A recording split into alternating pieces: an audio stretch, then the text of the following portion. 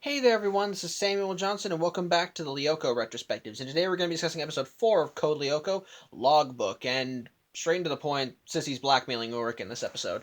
Pretty much what's going on is that we learned that Ulrich's been keeping kind of a diary that containing all of his personal thoughts and memoirs and just pretty much anything you keep in a diary. And Sissy, in an attempt to try and get his attention, has stolen the diary and is now blackmailing Ulrich, telling him that if he doesn't date her, then she's releasing its contents to the school. And it's not just the fact that the diary has all of his personal thoughts and memoirs in there. It's also because he's also written about Lyoko in the diary, so it's best that they not get all that information out. It's best not to let that information go out into the world. And even Ulrich states that and even Ulrich admits that Sissy did read that diary, did read the diary and did read about Lyoko, though even she doesn't fully understand it. So, as such, when the group does start seeing him hanging out with Sissy, seeing him hanging out with Sissy and so forth, they do manage to get the truth out of him, and so they pretty much devise a plan to try and get the diary away from to try and find the diary. As it turns out that Ulrich, Odd, and Sissy are going to be going to a trip to a pool, and so while they're away, their plan is to have Yumi search Sissy's room and see if she can find Ulrich's diary. In the meantime, Jeremy's planning on going to the factory and work on more of Aelita's devirtualization program for Aelita. And as such, when they have this plan, Ulrich just keeps playing dumb to Sissy, though even he can't keep the act up completely. As such, when Ulrich, Odd, and Sissy are getting on the bus, as such, later on we see Ulrich, Odd, and Sissy getting on the bus to go to the pool.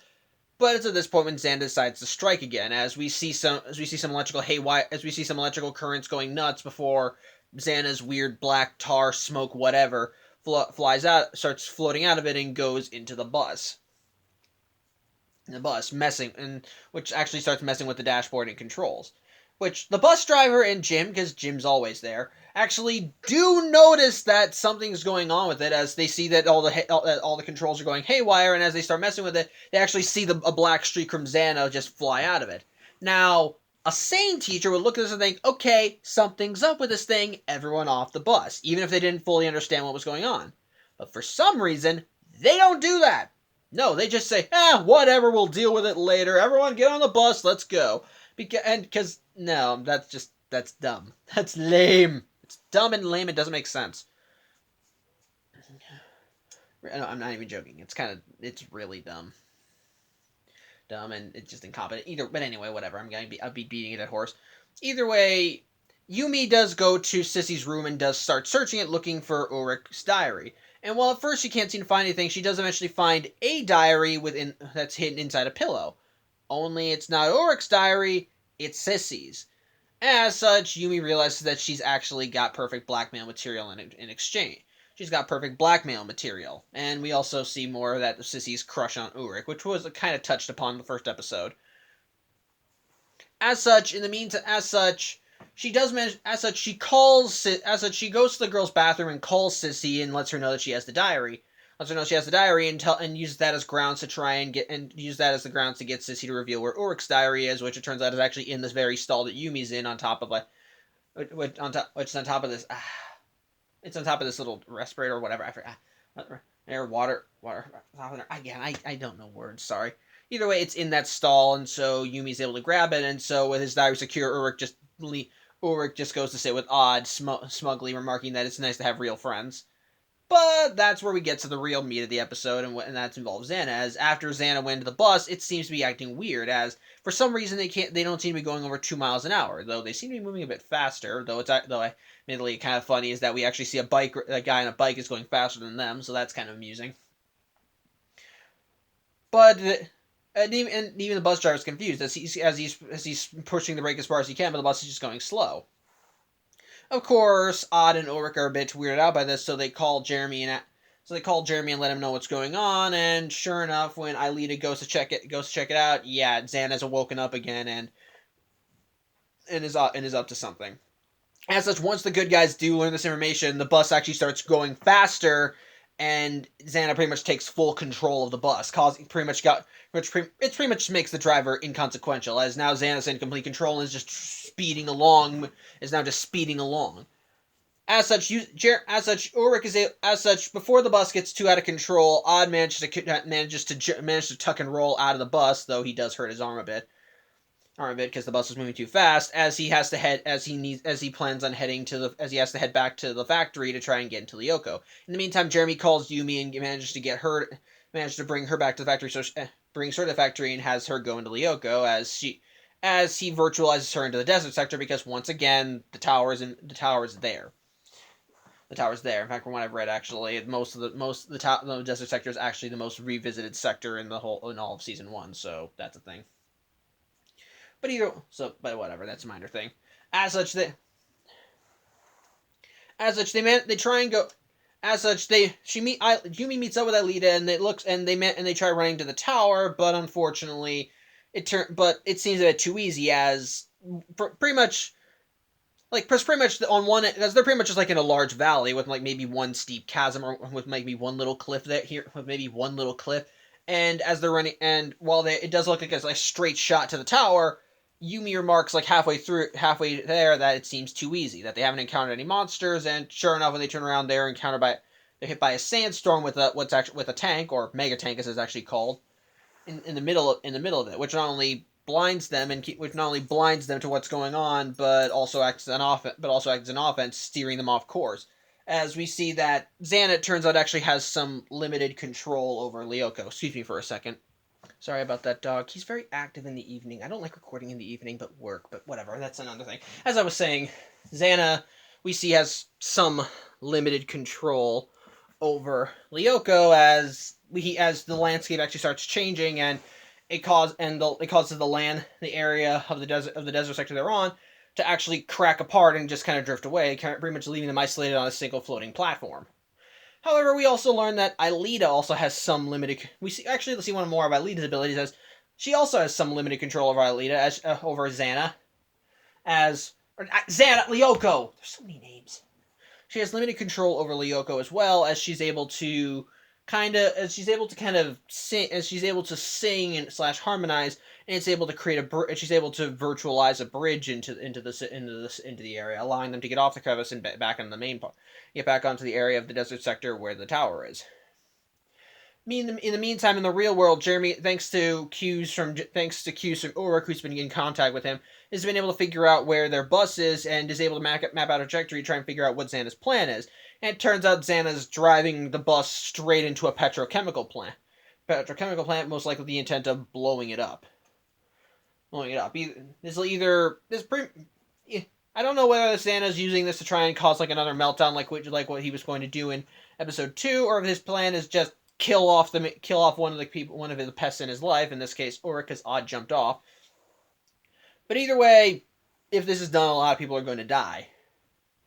As such, via the phone, Jeremy is able to let them know where their path is, and they're able to try and with Jeremy's help, the kids on the bus are able to try and somewhat mess with Xana's trajectory, as when they know that Xana's going to turn this way, they're able to steer the bus one way or another. And in the meantime, I'm just keeping an ear off of my dog. And so in the meantime, in Lyoko, the mega tank comes back with a sandstorm and unfortunately manages to get Yumi, causing her to devirtualize. However, thankfully that's when Odd arrived, and so just as she's going out, Odd managed to go in and helps Alita, though unfortunately Xana's still kind of controlling the landscape. However, Odd's able to think of a way out of it. He's able to think of a way out of it, as he's able to jump, as he and Alita are running away from the mega tank, and they see another crevice open up before them, and as such, Odd's plan is just to jump the crevice, and since they're in a sandstorm, the mega tank has no idea where it's going, and so it falls into the virtual sea and just disappears. As such, once again, the day is saved just in the nick of time, as the bus heading straight for the petrochemical plant is about to crash into a structure, but thankfully But thankfully, Alita manages to deactivate the tower just in time before the bus crashes, causing it to come to just a halt. To halt and for time to be reversed. Thus allowing Yumi to find Ulrich's diary since she already got the information out of Sissy in the first place. And we get a nice little cute moment between Yumi and Ulrich as Yumi promises she didn't read the diary, but Ulrich says that he may end up letting her see it one day. As such, Ulrich goes back to his room. There's Sissy waiting to blackmail him, but he shows that he has a diary, and so she just leaves, realizing her blackmail scheme is out. So yeah. Overall, I like this episode. It's another one of those tension. It's once again something that the series kind of does well in with the tension and so forth. And in this case, it's the idea of just kind of the It's just, and once again, it's still kind of kind of an underlying horror aspect. In this case, the idea that this mode of transportation, that's a mode of transportation, that's something that we as humans like to use a lot, is turned against us. In this case, it's turned against us. In this case, it's a bus that is being used for transportation, and Xana just takes complete control over it. And unfortunately, it's kind of a no-win scenario in trying to stop this thing. Like, Jim and the bus driver do try to disconnect the bus, but all they manage to do is just lock themselves in, which is pretty much Jim's bad.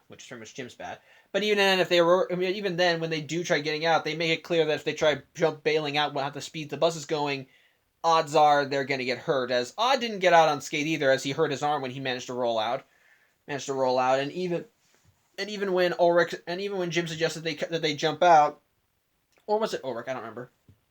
They make it clear that it's not going to be doing anything, that doing so would pretty much result in too many injuries at the speeds they're going. So it is still kind of a scary and very intense situation. I think really the biggest flub is the blackmailing stuff, and it's not because that stuff is not bad for drama. It's mostly because it's resolved like halfway through the episode. And again, that's not bad. It wouldn't have been bad if it wouldn't have been bad. Like maybe they didn't. I don't think it would have been bad, but at the same time, it kind of would have been interesting to see. I think it could have. I feel like they could have still stretched it out over the course of the episode. Maybe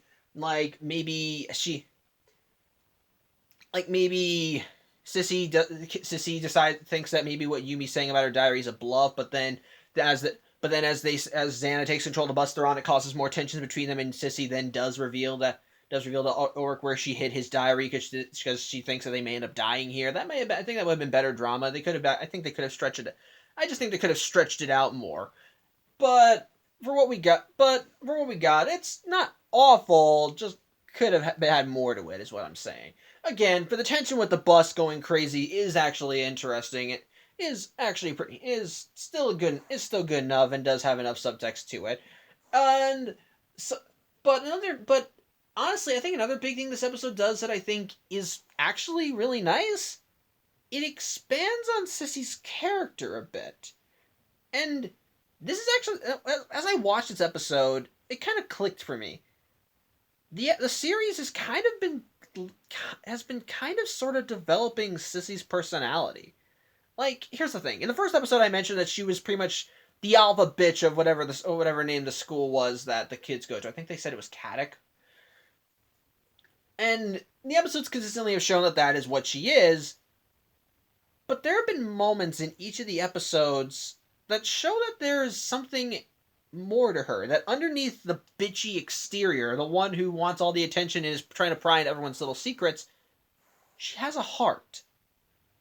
And I know it seems weird, or I think it kind of sounds a little weird, but it's kind of a subtle way, and I think this episode helps exemplify that. For example, like hints in the previous episodes. In the first episode, we kind of got that little bit here and there when she was pining for Ulrich. That you can make the excuse that was her just kind of gushing over the dreamboat, over the pretty boy, and she thought that she was so much better than Yumi. But then you got like episode 2, and when her underling, I forgot his name, so sorry. When one of her underlings wanted to join the group's band as a drummer. That She pretty much made it clear that she didn't really that she didn't really want to be here for that she didn't like being here at all and was mostly just gracing the people with her presence. She still came to support her friend, and she didn't tell it. And while she thought the whole thing was kind of dumb, she said, "Well, he wants to do it, so here we are." It's again something minor. And even in the last episode, when she and Jim were cornered by the toxic fog that Xana controlled, she even admitted to Jim that she wanted to be a part of the Lyoko group's little club, so to speak, but she didn't see in any way that she could be a part of it. And as such, the blackmailing thing with Ulrich kind of comes across like that. She feels like this is the only way that she can get to Ulrich, that she's just ignored. And to be fair, she's a bitch. You don't want to associate with that. And as such, this is just what she knows. This is the way she can. Because let's consider her lifestyle here. Her dad is the principal of this school, and the way she acts, it sounds like things have been kind of handed down to her. Like she hasn't really been told no a lot, especially in her freakouts. Going back to the first episode, when she said to Millie that if she asked anyone to the dance, they'd say no, and then and as such, when time rewound and Ulrich said that he would go to the dance with Millie, her reaction was a complete freakout. But at the same time, that's just kind of the environment it seems like that was the environment she was raised in. Like, she doesn't know. It feels like that she does need to know everything. That everything should be handed down to her. But by that same token, it doesn't feel like that she's coming from a place of pure malice. Yeah, she's spoiled is one, but at the same time, it doesn't feel like that. It doesn't feel like she's a bad person. It's just that she needs a bit of guidance. And case in point is after the blackmail war is when the blackmail was over and Yumi found Ulrich's diary. In this case, when the bus started going crazy and things are going out of hand, Sissy actually did apologize to Ulrich for what she was doing, for what she did to get his attention, and actually offered her help in the situation. And Ulrich took her up on the offer, giving her his phone and pretty much making her the in between them and Jeremy, so they could keep everything in order. And she did the best that she could in the situation. And again, you could say it's a life or death situation, but honestly, life or death situations are where people are the best places to show people's true character. It helps them it shows who they are underneath. And Sissy in this situation realized that Sissy in this situation actually did admit to Ulrich, "I'm sorry that I acted the way I did, but I want to offer my help in any way I can." And it's actually really nice. It does show that there is something there. There is a heart buried beneath the bitchiness, and it's subtle. I like that. I like seeing that expansion on the characters. It's nice, and I think this episode does kind of help put that in the forefront, especially when they make her more of a central part of the plot. It does help you see, what she did was a dick move. It was a complete dick move. Hell, even in her own diary, she admitted, "Oh, he's just not paying attention to me. He's paying attention to Yumi. So this is the only way I think I can get his attention." It's a dick move in the highest regard, but at the very least, but again, the fact that she did apologize and offered her help when things are getting bad did show that there is something there, and combine that with just the kind of the more subtle stuff in the previous episodes, and I admit, I actually kind of like that. I mean, don't get me wrong. I don't think they actually go for. Don't get me wrong. I think for the rest of the series, she is still kind of in that bitchy bully, I'm better than you type of mindset. But at the very least, stuff like this does show that she isn't just completely two-dimensional, and I'm okay with that. I like stuff like that. What else was there? Well, I guess I don't really feel like there's much else to talk about. I already mentioned that this episode did showcase more of Aelita's and I guess to a lesser extent Xana's abilities. We see that both of them can manipulate Lyoko to some degree, with Xana altering the terrain to mess with Odd and Aelita, and Yumi. But then we also saw Aelita being able to create a rock bridge. My guess is that Xana has more control over Lyoko than Aelita does, so I guess that makes sense. So that's kind of a thing. So I guess hence why he can alter the terrain while Aelita can just create a bridge. It's interesting. So I guess that's kind of interesting to see.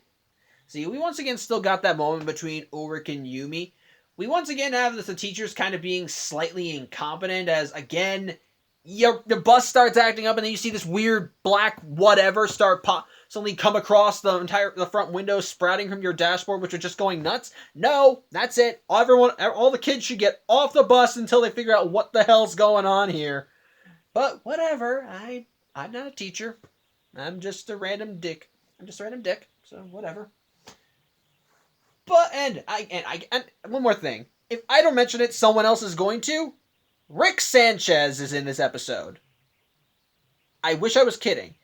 Well, okay, to be more accurate, he's not really Rick Sanchez from Rick and Morty, but he looks just like him. Like in the scene, like in the episode, or after Yumi managed to get the diary from the girls' bathroom and ran away, she spotted one of the science teachers, and he is a dead ringer for Rick Sanchez. He's got the same hair, he's got the same skin tone, he's wearing the blue shirt with the lab coat. He is Rick Sanchez. And I understand this is probably unintentional, as Rick and Morty wasn't even on the air when this show was on, and even. So it probably was just it's just a coincidental, but in this day and age, if you've actually watched Rick and Morty, it's just pretty much you just see him and you're like, oh crap, that's Rick Sanchez. It doesn't have anything to do with the story. But it's just a nice little thing. I like it. It's just a nice little thing. So yeah, I find it. I knew if I didn't mention it, someone else was going to. So I'm trying to think. I can't really think of much else to say about the episode. Again, the situation is tense enough as it is. It's a nice little situation. It's nice and has enough of going for it. We see more of the Lyoko characters' backstories, but I think that. Oh yeah, also we learn what the other underling of Sissy's is called. It's the nerdy kid. His name is actually Herb. Probably forget that later, so sorry in advance. I'm probably gonna try and relearn the name of her other underling, but. Apparently, he's got a crush on her, because when she and Ulrich were dating, so to speak, he was glaring at them both, so that's a thing. But, you don't really know what else to say. It's still an alright episode. Alright episode, 10 situation, but I think its biggest strength was just kind of the stuff with Sissy, which I think is a nice little underlying thing. The blackmail stuff, I think, ended too quickly, but again, it does kind of fit into what was revealed last episode. And when she does offer her help, it does kind of help add to more of the subtle stuff that's been hinted at in the previous episodes, that there is something there underneath all that sass and stuck-upness. So yeah, I like that. Yeah. So yeah, on the whole, decent episode. All right. So that's pretty much all I have to say. Thank you for watching. I'm Samuel Johnson, and I'll see you next week. Take care.